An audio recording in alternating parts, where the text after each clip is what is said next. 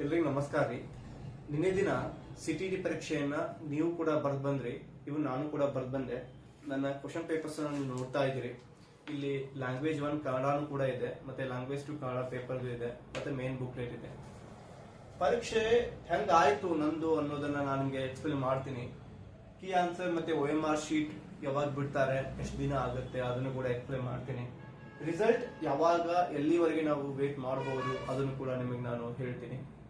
ಮತ್ತೆ passing marks ಯಾವ್ಯಾವು, ಯಾರಿಗೆ ಎಷ್ಟು ಮಾರ್ಕ್ಸ್ ತಗೊಂಡ್ರೆ ಪಾಸ್ ಆಗ್ತಾರೆ, ಅನುಭವ ಮಾತ್ರ ಬದಲಾವಣೆ ಸಾಧ್ಯ ಅನ್ನುವಂತ ಪದದ ಬಗ್ಗೆ ಇವತ್ತಿನ ನಾನು ಚರ್ಚೆ ಮಾಡ್ತೀನಿ.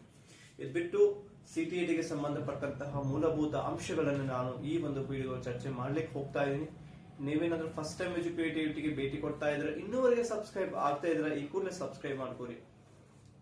ನಾನು ಬಂದ್ಬಿಟ್ಟು ಪೇಪರ್ 2 ಸೋಷಿಯಲ್ ಸೈನ್ಸ್ ಅನ್ನ ಅಪ್ಲೈ ಮಾಡಿದ್ದೆ. ನನ್ನ ಲಾಸ್ಟ್ ಇಯರ್ ಅಂದ್ರೆ ಲಾಸ್ಟ್ ಅಟೆಂಪ್ಟ್ ಅಲ್ಲಿ ನಾನು ಕೂಡ ಎಕ್ಸಾಮ್ ಅನ್ನ ಪಾಸ್ ಆಗಿದ್ದೆ.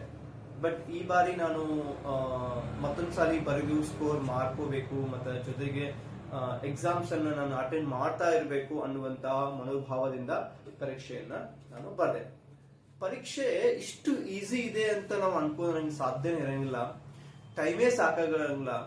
ಎಷ್ಟು ಬೇಗ ಓದಿದ್ರು ಸಾಲ್ವ್ ಮಾಡಿದ್ರು ಕೂಡ ಪ್ರಶ್ನೆಗಳು ಒಂದೊಂದ್ಸಲಿ ಹೆಂಗಂದ್ರೆ ಅರ್ಥನೇ ಆಗಲ್ಲ, ಆ ರೀತಿಯ ಪ್ರಶ್ನೆಗಳು ಇರ್ತಾವ. ಒಂದೊಂದು ಪ್ರಶ್ನೆಗೆ ಸುಮಾರು ಒಂದು 5-6 ಲೈನ್ಸ್ ಒಂದ್ ಪ್ರಶ್ನೆ ಇರ್ತದ, ಮತ್ತೆ ಆಪ್ಷನ್ಸ್ ಗಳು ಮತ್ತೆ 4 ಲೈನ್. ಅಂದ್ರೆ 1 ನಿಮಿಷದೊಳಗೆ ಆ ಪ್ರಶ್ನೆನ ನಾವು ಓದಾಕ್ ಸಾಧ್ಯನಾ? ನಾ ಖಂಡಿತವಾಗ್ಲೂ ಹೇಳ್ತೀನಿ, ವಿತೌಟ್ ನಾವು ಪ್ರಾಕ್ಟೀಸ್ ಮಾಡದೆ ಹೋಗಿ ಎಕ್ಸಾಮ್ ಬರೆದ್ರೆ 100% ನಾವು ಆ ಪರೀಕ್ಷೆಯನ್ನ ಏನ್ ಮಾಡ್ಲಿಕ್ಕೆ ಆಗಲ್ಲ, ಚೆನ್ನಾಗಿ ಮಾಡ್ಲಿಕ್ಕೆ ಆಗೋದಿಲ್ಲ. ಸೊ ಹೀಗಾಗಿ ನಾನು ಒಂದು ಏನಂತ ಅನ್ಕೊಂತೀನಿ ಅಂತಂದ್ರೆ, ಓಕೆ ನಂದು ಚೆನ್ನಾಗಾಗಿದೆ. ಪೇಪರ್ 2 ಅಲ್ಲಿ ನಾನು ಲ್ಯಾಂಗ್ವೇಜ್ 1 ಇಂಗ್ಲಿಷ್ ಕೂಡ ಚೆನ್ನಾಗಾಗಿದೆ, ಇವನ್ ಸೈಕಾಲಜಿ CD ಕೂಡ ಚೆನ್ನಾಗಾಗಿದೆ. ಒಂದಿಷ್ಟು ಕ್ವಶನ್ಸ್ ಗಳನ್ನ ನಿಮ್ಗೆ ನಾನು ಹೇಳ್ತೀನಿ. ಈ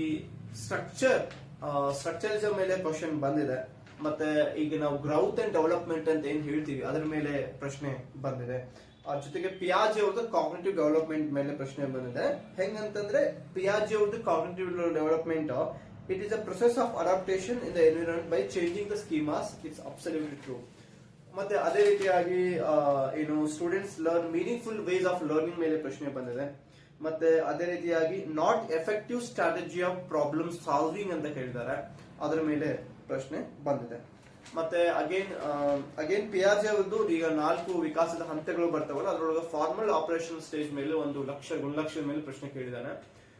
ಆಮೇಲೆ ಈ ಒಂದು ಏನು ನಾವು ಡಿಸ್ಗ್ರಾಫಿಯಾ, ಡಿಸ್ಲೆಕ್ಸಿಯಾ ಮತ್ತೆ ADHD ಇವು ಏನು ಕಲಿಕಾ ಸಮಸ್ಯೆಗಳಿದಾವ ಅವುಗಳ ಮೇಲೆ ಪ್ರಶ್ನೆ ಬಂದಿದೆ. ಇಲ್ಲಿ ನಾವು ಏನ್ ಅರ್ಥ ಮಾಡ್ಕೋಬೇಕಂತಂದ್ರೆ, ಪ್ರಶ್ನೆ ಪತ್ರಿಕೆಯೊಳಗೆ ವಿಶೇಷವಾಗಿ CDP ಕೂಡ ಎಷ್ಟು ಈಸಿ ಇದೆಯೋ ಅಷ್ಟು ಕೂಡ ಡಿಫಿಕಲ್ಟಿ ಇದೆ. ಆಮೇಲೆ ನಾನು ಲ್ಯಾಂಗ್ವೇಜ್ ಬಗ್ಗೆ ಮಾತಾಡೋದಾದ್ರೆ, ಈ ಲ್ಯಾಂಗ್ವೇಜ್ ಪೇಪರ್ ಕೂಡ ಕೊಡ್ತಾರೆ ಸಪರೇಟ್ ಆಗಿ. ಈ ಲ್ಯಾಂಗ್ವೇಜ್ ಯಾರು ತಗೊಂಡಿರಿ ಅಥವಾ ನೀವು ಲ್ಯಾಂಗ್ವೇಜ್ 2 ಕನ್ನಡ ಯಾರು ತಗೊಂಡಿರಿ, ಕನ್ನಡ ಬಹಳ ಅಂದ್ರೆ ಬಹಳ ಹೆಂಗಂದ್ರೆ ಓದಿದ್ರೆ ಅರ್ಥ ಆಗಲ್ಲ, ಎಲ್ಲೆಲ್ಲಿ ಪದ ಅದಾವ, ಎಲ್ಲಿಂದ ಕೇಳ್ಯಾನೋ ಮಾರಾಯ, ಇಷ್ಟ ದಿನ ನಾವು ಈ ಕನ್ನಡದೊಳಗಡೆ ಈ ಪದ ಇದ್ವಾ ಅನ್ನುವಂತ ಅನುಮಾನ ನಮ್ಮ ಮೇಲೆ ನಮ್ಗೆ ಬರ್ಲಿಕ್ಕೆ ಹೋಗ್ತದ. ಸೊ ಹೀಗಾಗಿ ಕನ್ನಡ ಪೇಪರ್ ಅಷ್ಟು ಸುಲಭ ಇಲ್ಲ. ಇನ್ನ ಈ ಕನ್ನಡ ಪೇಪರ್ 1 ಅಲ್ಲಿ ಇರುವಂತಹ ಬೋಧನಾ ಶಾಸ್ತ್ರವನ್ನ ಇಂಗ್ಲಿಷ್ ಪೇಪರ್ 1 ಒಳಗ ನೀವೇನಾದ್ರೂ ಕಂಪ್ಯಾರಿಸನ್ ಮಾಡಿ ನೋಡಿದ್ರೆ, ಕನ್ನಡ ಪೇಪರ್ 1 ಈಗೇನು ಸೆಕೆಂಡ್ ಪೇಪರ್ ಅಲ್ಲಿ ನಾವೇನು ಪೇಪರ್ 1 ಲ್ಯಾಂಗ್ವೇಜ್ 1 ಏನ್ ತಗೊಂಡಿರಿ, ಓಕೆ, ಸೆಕೆಂಡ್ ಪೇಪರ್ ಅಲ್ಲಿ ಲ್ಯಾಂಗ್ವೇಜ್ 1 ಕನ್ನಡ ಯಾರು ತಗೊಂಡಿರಿ, ಇಲ್ಲಿ ಲ್ಯಾಂಗ್ವೇಜ್ 1 ಇಂಗ್ಲಿಷ್ ಕೂಡ ಇರ್ತದ. ಈ ಲ್ಯಾಂಗ್ವೇಜ್ 1 ಇಂಗ್ಲಿಷ್ ಮತ್ತೆ ಕನ್ನಡ ಲ್ಯಾಂಗ್ವೇಜ್ 1 ಏನ್ ಇರ್ತದಲ್ಲ ಪೇಪರ್ 2 ದಲ್ಲಿ, 2 ಬೋಧನಾಶಾಸ್ತ್ರದ ಪ್ರಶ್ನೆಗಳು ಸೇಮ್ ಆಗಿರ್ತಾವ. Okay, I repeat again. ನೋಡಿ, ಇಲ್ಲಿ ಮೇನ್ ಪೇಪರ್ ಅಲ್ಲಿ ಇಂಗ್ಲಿಷ್ ಲ್ಯಾಂಗ್ವೇಜ್ 1 ಏನಿದೆ ಅಲ್ಲ ಬೋಧನಾಶಾಸ್ತ್ರ ಪ್ರಶ್ನೆಗಳು, ಅವೇ ಬೋಧನಾಶಾಸ್ತ್ರ ಪ್ರಶ್ನೆಗಳು ನಮ್ಮ ಒಂದು ಕನ್ನಡ ಭಾಷೆಯ ನಾವು ಭಾಷೆ 1 ಅಂತ ಏನ್ ತಗೊಂಡಿವಿ ಲ್ಯಾಂಗ್ವೇಜ್ 1 ಕನ್ನಡ ಅಂತ, ಅಲ್ಲಿ ಭಾಷಾಂತರ ಆಗಿ ಬಂದಿರ್ತಾವ. ಪ್ರಶ್ನೆಗಳಿಗೆ ಅರ್ಥಗರ್ಭಿತವಾಗಿ ಇರೋದಿಲ್ಲ, ನಮ್ಗೆ ಅರ್ಥ ಆಗೋದಿಲ್ಲ. ಯಾಕಂದ್ರೆ ಪ್ರಶ್ನೆಗಳು ಮೂಲವಾಗಿ ಇಂಗ್ಲಿಷ್ ಭಾಷೆಯಲ್ಲಿ ತೆಗೆದಿರೋದ್ರಿಂದ ನಮ್ಗಿದು ಏನಾಗ್ತಾ ಇದೆ, ಬಿಡಿಸ್ಲಿಕ್ಕೆ ಸಹಾಯ ಆಗ್ತಾ ಇಲ್ಲ. ಇದು ನಿಮ್ಗೆ ಗೊತ್ತಿರ್ಲಿ. ಮತ್ತೆ ಕೀ ಆನ್ಸರ್ ಮತ್ತೆ OMR ಶೀಟ್ ಯಾವಾಗ ಅಂತ ಕೇಳ್ತಾ ಇದ್ರಿ ಬಹಳ ವಿದ್ಯಾರ್ಥಿಗಳು. ನೋಡಿ, ಕೀ ಆನ್ಸರ್ ಮತ್ತೆ OMR ಶೀಟ್ ಈಗ ಪರೀಕ್ಷೆ ನಡೆದು ಈಗ ಹೆಂಗಾಗಿದೆ ಅಂದ್ರೆ ಕೆಲವೊಂದಿಷ್ಟು ಪರೀಕ್ಷಾ ಕೇಂದ್ರದೊಳಗಡೆ ಅಂದ್ರೆ 7 ಪರೀಕ್ಷಾ ಕೇಂದ್ರದೊಳಗಡೆ ನಾನು ಅಂದ್ರೆ 7ನೇ ತಾರೀಕು ಆಗ್ಬೇಕಾದಂತ ಏನು ಪರೀಕ್ಷೆ ಆಗಿಲ್ಲ 2 ಕೇಂದ್ರದೊಳಗಡೆ. ಬಟ್ ಅವುಗಳನ್ನ ಅವ್ರು ಏನ್ ಮಾಡ್ತಾ ಇದಾರೆ ಮತ್ತೆ ಮುಂದೆ ಅಂತಂದ್ರೆ ಇನ್ನೊಂದು 7 ದಿನ ಬಿಟ್ಟು ಪರೀಕ್ಷೆ ನಡೆಸ್ತಾರೆ ಅಲ್ಲಿ. ಇದಾದ ಮೇಲೆ ಒಂದು 30 ದಿನದೊಳಗಡೆ ಅವ್ರು ಏನ್ ಮಾಡ್ತಾರೆ, ಕೀ ಆನ್ಸರ್ ಮತ್ತೆ OMR ಶೀಟ್ ಅನ್ನ ಬಿಡ್ತಾರೆ. ಸರ್ ನಮ್ಗೆ OMR ಏನು ಪ್ರತಿ ಕೊಟ್ಟಿಲ್ಲ ಅಂತ ಹೇಳ್ತಾ ಇದ್ರಿ ಬಹಳ ವಿದ್ಯಾರ್ಥಿಗಳು. ಅವ್ರು ನಿಮ್ OMR ಹೆಂಗಿದೆಯಲ್ಲ ಅದನ್ನ ಏನ್ ಮಾಡ್ತಾರೆ, ಅವರು ಅಪ್ಲೋಡ್ ಮಾಡ್ತಾರೆ ಅವ್ರದೇ ಆದಂತಹ ಒಂದು ವೆಬ್ಸೈಟ್ ಅಲ್ಲಿ. ಆ ಲಿಂಕ್ ಅನ್ನು ಕೂಡ ಬಿಡ್ತಾರೆ ಅವರು. ಅದ್ರ ಮುಖಾಂತರ ನೀವ್ ಏನ್ ಮಾಡ್ಬೇಕು, ಆ ನಿಮ್ OMR ಮತ್ತೆ ಕೀ ಆನ್ಸರ್ಸ್ ಗಳನ್ನ ಡೌನ್ಲೋಡ್ ಮಾಡ್ಕೋಬೇಕು. ಮತ್ತೆ ಆ OMR ಅನ್ನ ನೀವೇನ್ ಮಾಡ್ಬೇಕು, ಡೌನ್ಲೋಡ್ ಮಾಡ್ಕೊಂಡು ಚೆಕ್ ಮಾಡ್ಕೋಬಹುದು ಅವಾಗ ನಂದ ಎಷ್ಟಾಗಿದೆ ಅಂತ. ಇದನ್ನ ಬಿಡ್ಲಿಕ್ಕೆ ಸುಮಾರು ಒಂದು ಇವತ್ತಿನ ಹಿಡ್ಕೊಂಡು 30-40 ದಿನ ಆದ್ರೂ ಬೇಕು, ಕನಿಷ್ಠ 40 ದಿನ ಆದ್ರೂ ಬೇಕು. ಸೊ ಅಲ್ಲಿವರೆಗೂ ಕೂಡ ತಾವುಗಳು ಕಾಯ್ಬೇಕಾಗ್ತದ. ಇನ್ನ ರಿಸಲ್ಟ್ ಯಾವಾಗ ಆಗ್ಬೋದು ಸರ್ ನೋಡಿ, ಈಗ OMR ಮತ್ತೆ ಕೀ ಆನ್ಸರ್ಸ್ ಬಿಟ್ಟು ಒಂದು 25 ಡೇಸ್ ಅಂತ ಹೇಳ್ಬೋದು. ಸೊ ಅಂದ್ರೆ ಒಂದು ಅಪ್ರಾಕ್ಸಿಮೇಟ್ಲಿ ನನ್ನ ಪ್ರಕಾರ ಒಂದು ವಿದಿನ್ 2 ಮಂತ್ಸ್ ಅಲ್ಲಿ ಏನ್ ಮಾಡ್ತಾರೆ, 2 ಮಂತ್ಸ್ ಅಲ್ಲಿ ನಾವೇನ್ ಮಾಡ್ಬೋದು, ಈ ರಿಸಲ್ಟ್ ಅನ್ನ ನೋಡ್ಬೋದು.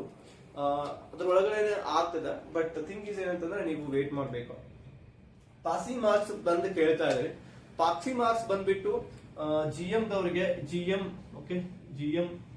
ಮತ್ತೆ EWS ದವ್ರಿಗೆ